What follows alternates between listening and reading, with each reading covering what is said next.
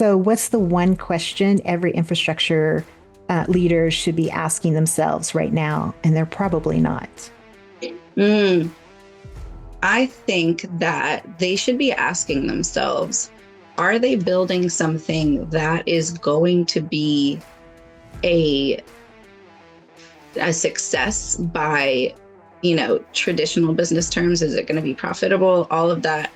When they should be asking themselves, is this infrastructure going to be almost an organ of the community? Welcome to Hands on Heroes podcast. I'm Val Crafton, the voice of grit. I champion the people who power progress and prove that the future is built by those willing to get their hands dirty. Let's dive in. Welcome to Hands on Heroes. I have a special guest with us, Julia, who's going to be talking about the things that honestly are really slowing down the start of our projects. And thank you, Julia, so much for connecting with us today. And I will go ahead and just hand it off to you. Why don't you tell us a little bit about who you are? Thanks, Valerie. I'm really happy to be here. I'm Julia Weigel, and I have been in the infrastructure and energy space for over 12 years, navigating challenges on the risk front, both at the initial project development phase, as well as for existing infrastructure, and also navigating some pretty significant policy challenges across the state and across the nation. So I'm really excited to talk about that and share some of that with you today. Oh, fantastic. Okay, so for those who don't know you and are just listening in maybe for the first time on this subject, because I know it's a popular one, how do you describe what you do and why it matters now? Absolutely. So I founded Plexura Advisory to sit at the intersection of critical infrastructure development and community vitality. And I act as the strategic bridge between developers, policymakers, other stakeholders to navigate these challenges, because we're seeing more and more that these large infrastructure projects and community well-being are not mutually exclusive. And we really need to be building solutions that are interdependent here. So that is what I'm working on, is building strategies and solutions for these organizations that build value for data centers and other organizations that are not just profit-based, but also have other impact and other value. I love that. So, what moment or experience pulled you into the world of risk and policy and infrastructure resilience? Oh gosh, it was a while ago. Back in my first career, when I lived on the East Coast and I was working in loss prevention across nationwide portfolios. So I would look at all types of risk for large commercial portfolios, universities, hospitals, data centers, et cetera. And I would help triage that and figure out solutions that could be managed across these large portfolios. But at the same time, Hurricane Sandy struck New Jersey, which is where I grew up, and decimated the coastline and completely overwhelmed all of the flood predictions that we had at the time. So it made me really realize that we were looking at risk in a very present day scenario. And given climate change and all that's coming with it, we really need to be forward looking. So that's really what kicked me off on this journey, to understand how we're navigating infrastructure and energy given climate risk and given the surrounding policy that is developed to manage it. I mean, it's so true, because once upon a time, we'd look at like a 500-year flood report, right? Right. And now we're looking at the 1,000-year.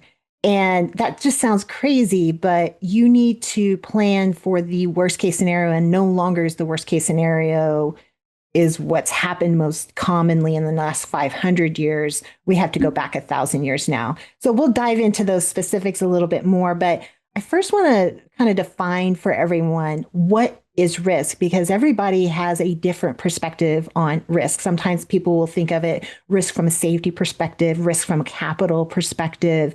But when I think of risk and when you think of risk, I know that both of our minds immediately go toward the infrastructure and the sites and what happens once everything is done and you walk away, that overall end-to-end risk. So can you kind of help everyone out within the context of power and data centers? What are people still underestimating when it comes to risk? And what does that mean to you? It's interesting that you describe how risk is different to everyone. I think the term risk, and even when I talk about policy, everyone thinks about it differently. Mm-hmm. For risk from data centers and infrastructure, there's really a concern from both the climate and the community integration side of things. That's a lot of what I'm thinking about when I think about risk with data centers right now. We're looking at so much new development out there to support AI and other growth that we're having, which is really exciting. But development is happening at such a speed that it is perhaps ignoring a lot of the risk that is associated with it at the community level. So there's social risk that exists for data center development. Are you integrating with your communities? Are you educating the communities that you're looking to enter? Are you having conversations with them about how you will be building, the resources you'll be using, how you'll be managing them, and how you can benefit the communities you're entering? Are you navigating any of the weather and climate challenges that exist in that area as you're looking to enter these spaces? You know, what are the flood and earthquake forecasts now? What do those look like 10, 20 years from now? And even using Hurricane Sandy as an example, if we're not looking forward, we might be totally missing the mark. With that hurricane that happened, afterwards, all of the flood elevations in that region were changed and made 9 feet higher. So a 100-year flood, for everyone's information, means that storm has a 1% chance of happening every year. It doesn't mean it happens once every year. So 1% chance of happening. So that storm that happened ended up being so much worse than expected, and they had to change the flood elevations to be 9 feet higher, which changed all of the building codes in the area for everyone to have to build 9 feet higher. So everything was different. And we need to be forward looking as we're developing from a data center standpoint in that way as well. So how are we considering the impact we're having in communities? How are we considering the impact climate is having? And then while we're defining things, I think it's worth defining policy as well. Like I mentioned, I think when I say policy and the work that I do in policy, people very frequently think that I am a lobbyist and I'm doing advocacy, and that's just not the case. I have a technical background. I have an engineering background. I also have a degree in policy and have done a lot of work in that space. So I really approach it with more of a technical implementation mindset. And that is the way that I look at policy. When we're talking about policy, what has been written, but then how is that actually going to be implemented? And how does that affect you? How does it affect your future data center? How does it affect your community? And what are you going to do with it? Yeah, 100%. I mean, I just came back from a conference, and that was a big subject, was the policy piece around that. And the number one risk, once you have land and power, which of course you don't have a project unless you have land and power. Once you get past that, the number one risk you have for keeping your project from moving forward is community. And so it's moved all the way to the top to where it used to be an afterthought. And now it's a forward thinking. Before we even break ground, before we even finalize, we are in front of the community, and we're definitely lobbying and getting folks out there to start speaking on that behalf. This episode is powered by Mod 42, the modular data center company redefining speed to market. From design to delivery, Mod 42 brings precision manufacturing, quality assurance, and trusted execution to every build. When reliability can't wait, Mod 42 delivers. Learn more at mod42.com. I think it's a great segue into sort of the weather impacts and the grid stress that we have. And what do you think the difference between designing for an uptime versus designing for resilience is? Yeah, that's a great question. So designing for uptime is focused on maintaining consistent power to be able to meet the needs of the data center that was promised, right? But designing for resilience means designing for long-term withstanding of these potential impacts, both from a power standpoint as well as from a potential weather standpoint. So what kind of redundancy do we have? How are we thinking about our power redundancy in regards to weather? Is our power backup and all of our district systems also designed to withstand any sort of weather situation that is expected in the region? And how are we planning for that? So it's really more focused on redundancy and backup and that kind of structure, as opposed to actually providing consistent long-term power. Amazing. Amazing. Well, I think that also touches back to the policy. So how does the policy then either reduce or amplify the risk for that power and data center project? It's a good question. And I have to say, I hate to be that guy, but I have to say it depends because policy shapes the landscape, but it can either mitigate or reinforce or introduce new challenges depending on the policy.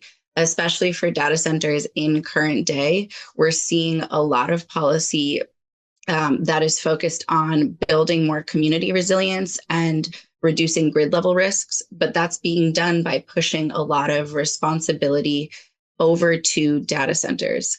Just now, so I'm based in Washington State, and they're currently in legislative session, and there is a bill that already passed the House and is probably going through Senate right now, focused on data center development with a requirement for data centers to have now a sustainability plan before they get permitted. And what does that plan entail? It entails a water and energy resource plan, as well as a future plan to commit to transitioning to largely clean energy.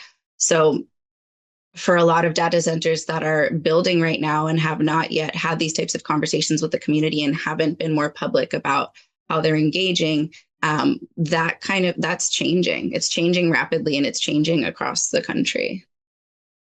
Yeah, and it's interesting because I'm seeing, folks talk about hiring folks they never thought they would hire to be on their team, like weather experts, policy experts, community outreach experts. And here now, that is some of the new hires we're seeing come into the conversation early and stay within those conversations throughout the entire build cycle, from site selection all the way through operations, and making sure the sentiment within the community and the policy all are aligned. And I'm really seeing all of this start to gel together and things emerge in that regard. I do think it's a great time to talk a little bit more about community, though, because it's on the news every day. There's so much misinformation. You see folks picketing, posting on TikTok, not realizing all of that streaming video and so forth comes from, it has to be stored in a data center. Yeah. And so the education is in desperate need to be there. But why does that community engagement matter when you're really talking about highly technical infrastructure like data centers? Oh, it matters so much, Valerie, especially for these highly technical data centers that are growing in size. Mm-hmm. As everyone knows now, they take a lot of energy and a lot of water in most cases to run these data centers. They also take up a significant plot of land. So there's always the chance with building these that there's going to be the need for a new energy generation source to supply the data centers. And there's always concerns about how that's going to affect community rates. I think you're correct. I think there's an education gap that people, a lot of times in this conversation, people miss the fact that data centers are responding to a demand that is being driven by you and me. Yeah. It's being driven by everyone using ChatGPT and Grok and Gemini, and all of the AI startups that are being developed. I mean, that is the demand driving this build. So, we can try to prevent it from happening, or we can try to build in a way that is beneficial both to the data centers and especially to the communities. So if the data centers are able to come into these communities and have conversations early on before they build about, this is what we're proposing. This is our estimate for how much water and energy we're going to use. This is our plan to do that in a way that doesn't so negatively impact you. It doesn't, cause power outages for local communities. It doesn't drive up your rates to extraordinary amounts. Perhaps there's opportunities to invest in those communities, invest in a water treatment facility, something like that, something that is going to make a huge difference to the community, but in a lot of cases won't be a huge deciding factor for the data centers. That can go a long way to building goodwill in these communities. And that's also not to even mention the potential economic benefits. There's a lot to be said for the job opportunities with data centers that are well paid. And a lot of these data centers are being built in rural areas that have not had that kind of economic engine before. Right. So it's a really exciting opportunity to be able to engage in some workforce development in the region.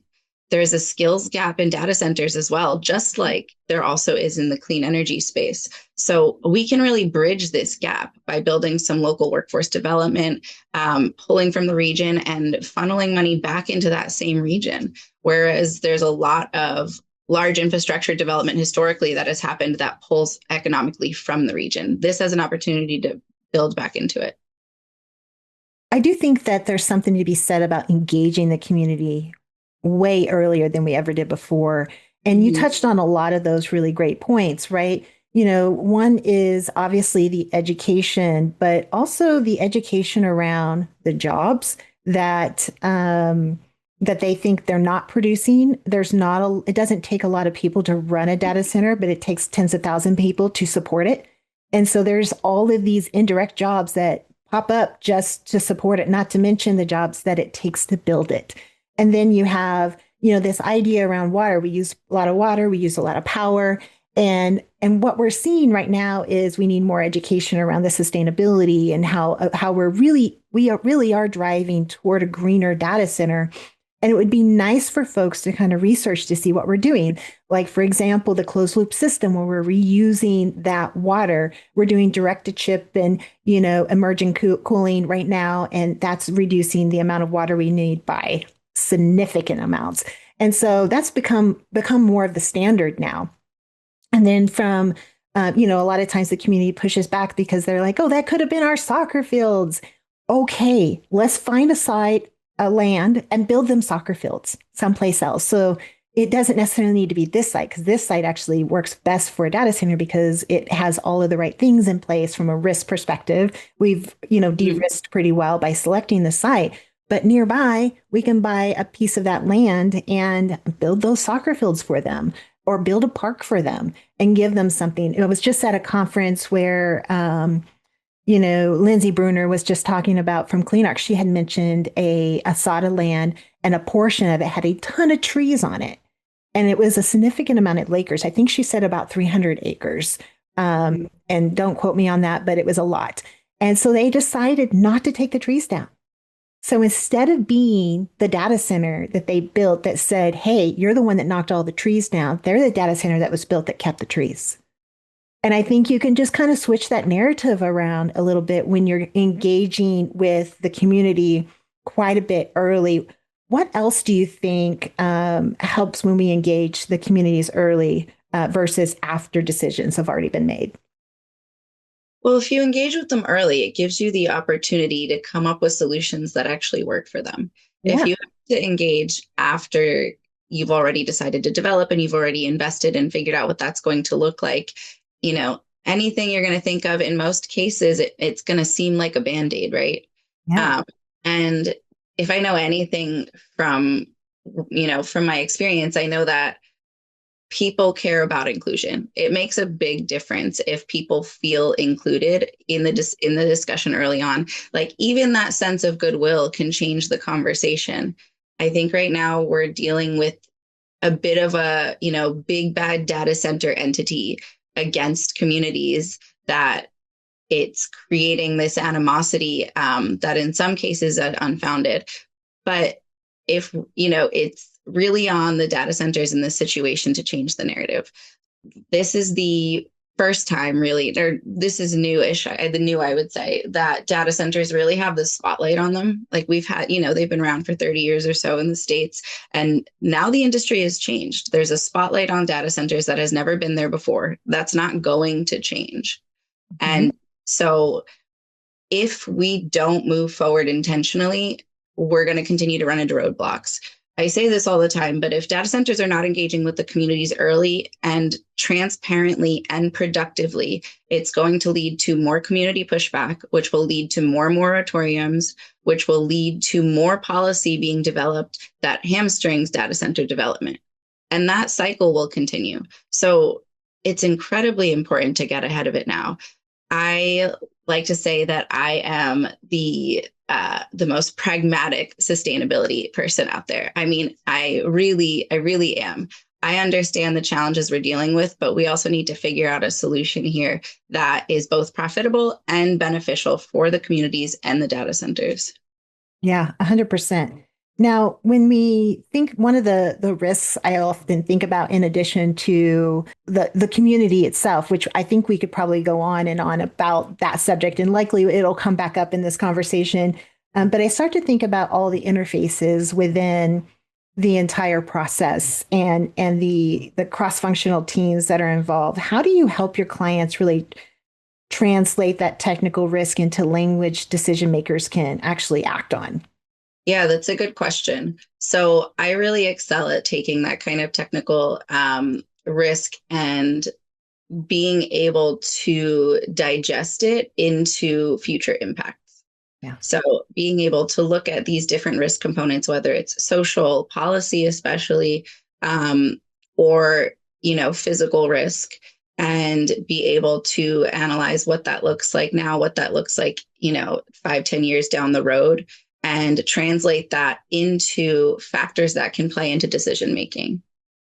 Yeah, 100%. So when we think about then future proofing of I guess resilient infrastructure, how do you see the weather then driving the risk shaping the future of the power and data center development over the next decade for that matter?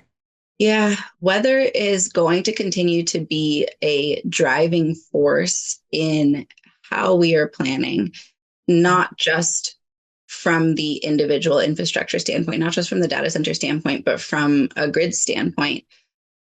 We're already seeing the need for more on-site generation for data centers to be able to supply their needs. It's taking a long time to get connected to the grid. The grid is not designed from an infrastructure standpoint at this point to stand up to that.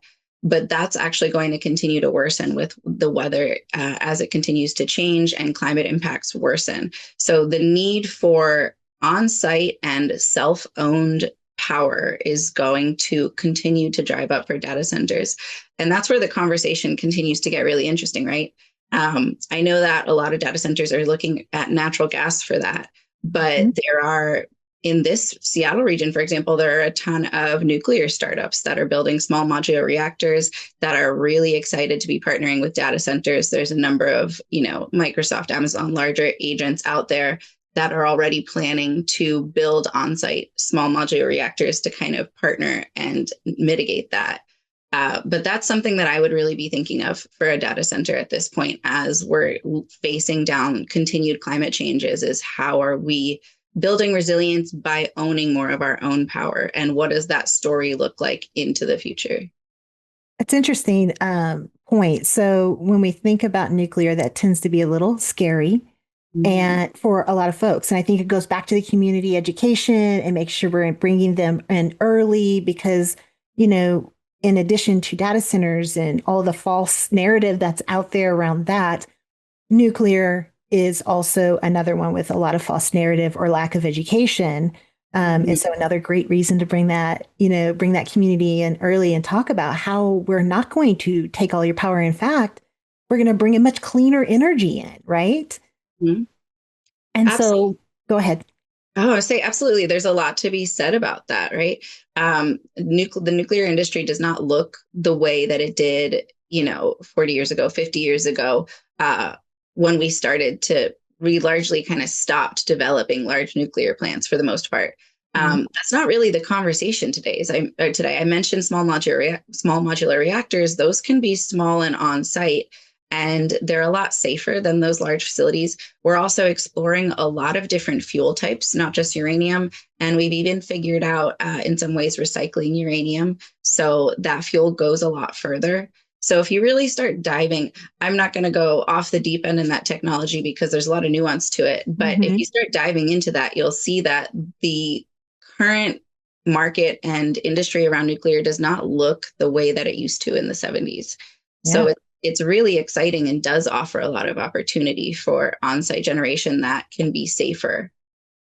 I mean, the reality of it is those areas that did have nuclear issues, we learned from that. We learned from all of those accidents that happened and we improved it so that it's safer today. And so that's the good thing that I think that comes out of those things. As long as we can learn from them and improve on them, then that's what makes it safer. And I heard someone say that, it's safer to work in a nuclear facility than it is to do computer science behind your desk. Like it's a very safe job, actually. And not to mention much cleaner energy for our environment for sure. And it goes a lot further as well. So love that so much. So when we think about the future, then, if we were having this conversation in 2035, and what would you hope we did differently starting now? My hope by 2035 is that we will have built a number of these data centers. I mean, there's so many projects keyed up by then, that we would have built these in a really intentional and supportive way for communities, leveraging innovative technology as much as we can to offtake heat, to minimize water consumption, to provide or share a power in a mutually beneficial way. But I would also hope that that was done through early conversations and in a way that makes sense in the regions it's happening. There's not going to be a one size fits all solution for how this looks. It's really dependent on the regions that you're building in. It's dependent on the topography, the resource mix, the current industry in that space. So genuine conversations. I think that's my main hope, is that we're having conversations early, but they're genuine. Like, we're really sitting down to ask the community what their fears are, what their concerns are, and able to navigate those and figure out solutions that actually help.